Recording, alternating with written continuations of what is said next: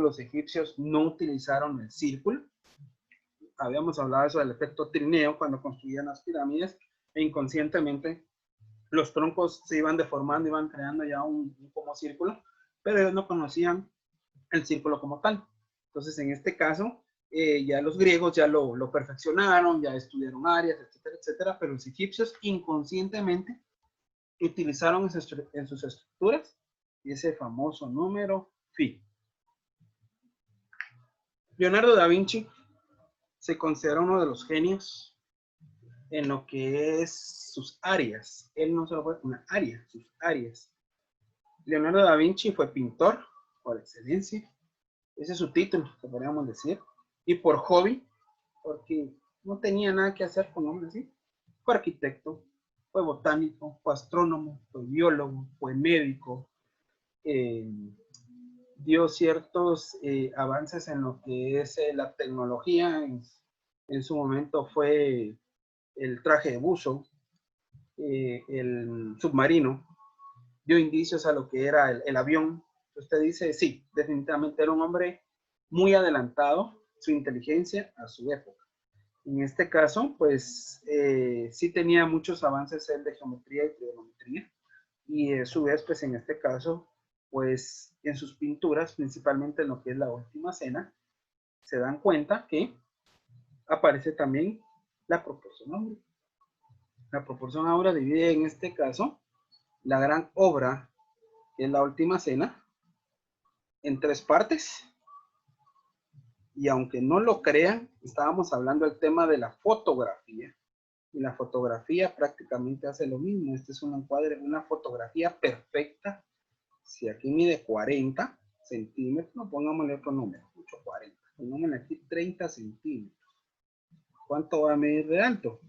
Sabemos que aquí mide 30 y la mitad va a medir 15, entonces va a medir 45. Ese es un rectángulo perfecto que se da mucho en la fotografía.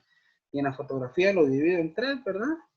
Y en este caso, aquí en el centro para buscar el punto focal, pero voy a esta base de líneas, ya estoy usando la proporción áurea. Me dicen la gran puchica, ¿si sigue la proporción áurea en el arte? Sí, en el arte se da mucho. Miramos aquí la Última Cena, compañeros, tenemos las famosas conchas, me crea este famoso rectángulo, y esto lo que tiene es que prácticamente divide en 3 escenas, en 3 partes, el punto focal, ¿verdad? Divide en 3, y en el centro, ¿sí? Y efectivamente, casi que el punto focal viene siendo todo, y aquí se ve cierto espacio, cierta V. Esto ya lo vamos a ver más adelante en los artistas, que sí me acuerdo que lo puse en la presentación de Leonardo da Vinci, que él utilizó mucho en este caso la V y las V's. Ya les voy a explicar en su momento qué es esto. La famosa V, tanto B arriba y B inversa, es el símbolo en este caso de arquitectura. Son unos compases abiertos. Leonardo da Vinci fue arquitecto, entonces tenía conocimientos de geometría, entonces él era un genio, realmente, un genio para su época. Y en este caso, también las estrellas, las famosas estrellas de 5 picos, también corresponde a la proporción áurea. Si ustedes miran, yo creo que aquí se los puse en la presentación. Voy a adelantar. Vamos a ver. Aquí está. Miren. Vemos aquí, compañeros, que en el centro de la obra aparece en este caso lo que es una estrella. Y esta estrella que vemos acá prácticamente me va encerrando al personaje principal, que en este caso es acá, y las distancias entre los personajes vienen siendo casi que las mismas. ¿Esta estrella tiene proporción áurea? Sí, también tiene proporción áurea. Aquí lo miramos. Miren, compañeros, la famosa estrella del pentáculo, o de 5 picos, tiene proporción áurea, sí. Vemos en este caso que de aquí para acá lo divido en 3 partes, y miren, da exactamente la parte del pico. Vemos esta segunda parte, este entero se puede denominar, esto se va a repetir de aquí para acá. Miren, compañeros, se repiten todas estas series donde van formando los triángulos, o las bases en este caso de los triángulos. ¿Y qué pasa si yo utilizo esa tercera parte? Una tercera parte es prácticamente los lados que van formando los triángulos. ¿Qué es lo que vemos aquí? En este caso de color verde. Esta es una de las estrellas bastante estudiadas, aparece mucho en el universo, en en la forma de ubicar los planetas. A veces los planetas se van meneando de esta forma. El atardecer, el amanecer, el sol se va meneando según estos picos. Entonces sí existe la sección áurea. En este caso la utilizó también Leonardo da Vinci. Y seguimos con Leonardo da Vinci. Exacto. La utilizó en este caso en el hombre de Vitruvio. El hombre de Vitruvio es las medidas del cuerpo humano. Lo que medimos de yema a yema, en este caso, abiertas totalmente, es la altura, ¿verdad? Vemos en este caso que aquí lo que está estudiando él son las proporciones del cuerpo humano. Sabemos que son 8 cabezas para un cuerpo de hombre y para una dama 7 cabezas y media. Y sabemos que en este caso, por ejemplo, la pierna son 4 cabezas, de la cintura para arriba son 3 cabezas en este caso.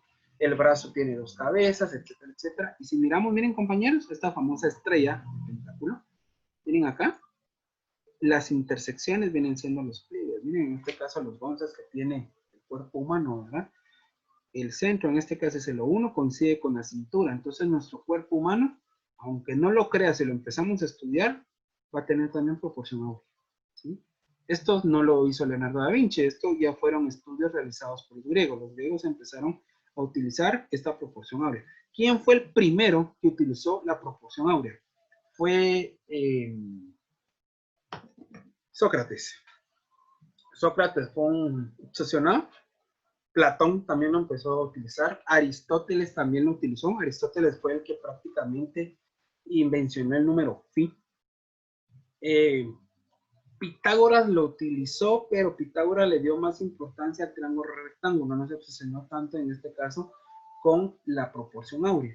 Pero esos grandes matemáticos que todos los hemos oído se obsesionaron con el triángulo, perdón, con la proporción áurea. Y vemos en este caso pues que se repiten en el cuerpo, en la naturaleza, en la arquitectura del pasado. Entonces, estos son análisis geométricos que se hacen de ciertas fachadas o obras.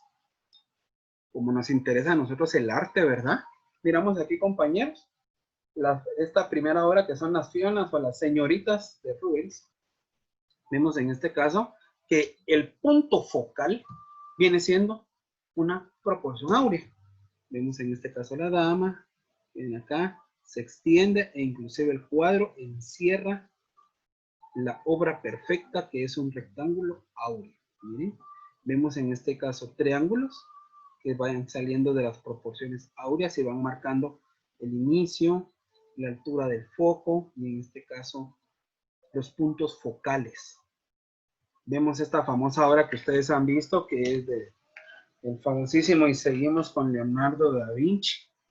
Y vemos en este caso que la posición de las manos a relación a lo que es el rostro, e inclusive la altura en este caso de la cabeza, viene siendo una proporción áurea. Y prácticamente pues sabemos que la proporción áurea se resume al número phi, ¿verdad? Al número de oro. Le llaman muchos el número perfecto. Esta obra es de Salvador Dalí. En este caso vemos que el punto focal o el centro también se encierra en un pentágono que es el triángulo, la estrella de 5 picos, ¿verdad? Y vemos en este caso que los pliegues, los gonces de los brazos son en las intersecciones. Vemos en este caso que la altura de la rodilla termina en 1 y la altura de los pies terminan en este caso en las puntas. Vemos que el enfoque viene siendo directamente en los extremos de esta famosa estrella. Entonces prácticamente este dibujo fue cierta base para un punto focal relacionado a lo que es una proporción áurea. Seguimos con obras que lo me interesa. Tenemos aquí la famosa Madonna. Esta es una obra de arte renacentista. Y esta es una obra muy famosa porque antes no se pintaban pliegues. Y en este caso, pues se empezaron a pintar, aparte que pues, la Venus se llama esta obra. Y se empezaron a pintar desnudos. Vemos en este caso que pues los pliegues ya tienen cierto movimiento, el ropaje mejor tiene cierto movimiento, el pelo tiene cierto movimiento, pero esos movimientos van en concordancia a una proporción áurea. Vemos en este caso que miren, prácticamente la posición de esta figura corresponde a una proporción áurea al igual que la siguiente. Estos son puros análisis En este caso, muy probablemente el pintor empezó a tirar ciertas líneas para que en este caso sea en total una obra que sea agradable a la vista. Entonces, para que sea agradable a la vista, pues voy a utilizar la proporción áurea. Vemos este también que es de una época manierista, esto estamos hablando de unos 400 años, y vemos en este caso que el personaje principal también es de una proporción áurea, que prácticamente vemos pues, esta curva que se enfoca directamente a esta Venus. Entonces se le llamaba en ese entonces a las mujeres, o a las damas, mejor dicho, que se pintaban sin ropaje.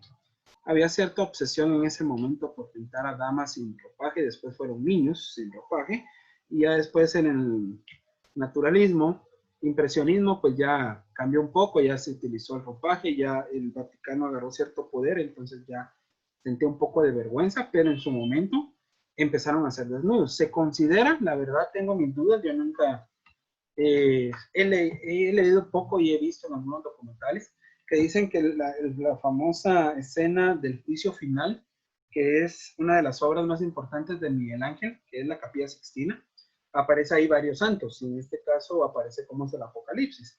Ahí es donde escogen al Papa. Y en este caso dicen que esos personajes al inicio Miguel Ángel los pintó desnudos. Dice que cuando entró el Papa dijo, wow, qué bonito, pero no la iglesia siempre ha sido cerrada, ¿verdad? Siempre ha sido muy tradicionalista, dijo, perfecto, pero póngale ropa. Entonces dice que el pintor le tuvo que poner ropa. En algunas escenas todavía aparece un poco de ropa, ¿verdad? Pero tiende o predomina más a ser el desnudo. Y el desnudo tiene una proporción. Estas curvas, principalmente las curvas que tienen las señoritas, con mucho respeto y con toda la seriedad, una señorita tiene una cintura. Una señora, disculpen, es como un hombre, no tenemos cintura. Estas curvas vienen siendo también de una proporción áurea, relacionada a sus brazos o relacionada a sus piernas, va a cierta medida. Y estas curvas le llaman los pintores o los escultores, que son líneas, en este caso, muy femeninas. Entonces esas líneas o estas curvas las van creando prácticamente la proporción áurea. Las señoritas, ustedes niñas que están en edad de señoritas, pues efectivamente, tampoco les digo estudiense porque no es así, pero ustedes gozan de esa en su cintura o en sus manos o en sus propios dedos ciertas curvas. En algún momento, si las estudiamos geométricamente, se van a encerrar a una proporción áurea. Entonces, la naturaleza prácticamente encierra poder explicación en este caso de una proporción áurea. Como les digo, la naturaleza pues ahora está dando a la ciencia una explicación de cómo crece, cómo se expande. Los pintores lo utilizaron, esto no viene de ahorita, viene de hace unos 4000 años más o menos, y que prácticamente en la actualidad todavía se utiliza, ¿verdad, compañeros? Ustedes pueden, ¿verdad, compañeros? Solo quería recordárselos, ¿verdad? Que ustedes pueden, no pierdan las ganas, ¿verdad, compañeros? Porque la universidad los espera. Pregunto, compañeros, ¿hay